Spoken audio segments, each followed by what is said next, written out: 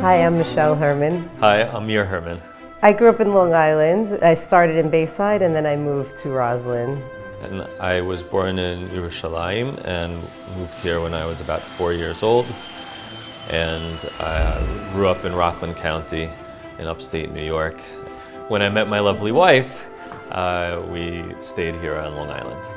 Growing up, my parents are Israeli, and all four of my grandparents are Holocaust survivors. So growing up, I was always taught how important it was to maintain Judaism and being Jewish. Aside from speaking Hebrew, my grandparents did start off being Orthodox before the war, but after the war, they lost a lot of what they did religiously. They were no longer Orthodox. And we weren't really taught much. We celebrated every holiday. We knew all the songs and all the customs and the language, but I never really knew the meaning behind anything. I was brought up in a pretty observant household. Went to Solomon Schechter as a child through 8th grade. And now as I'm older and married and have children of my own, I realize the importance and the role faith has played in my life.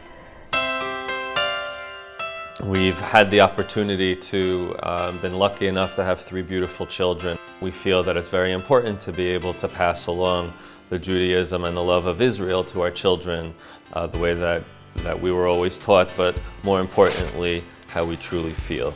We love to light candles on Shabbat and celebrate Shabbat on Friday nights together. We just did challah baking the other night.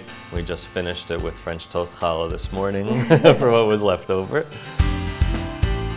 There hasn't been a better place that we've ever been to as members of a congregation than Chabad.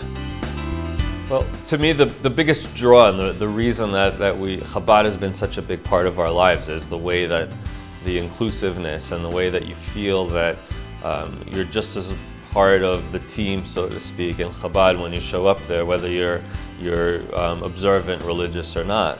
And the feeling that you're not doing anything wrong or you can't do anything wrong or you shouldn't feel uncomfortable ever. Chabad makes me feel like it's about everybody's own personal path, and as long as there's some sort of connection or a spark of interest in a connection, my experience has been that Chabad would foster that and nurture that.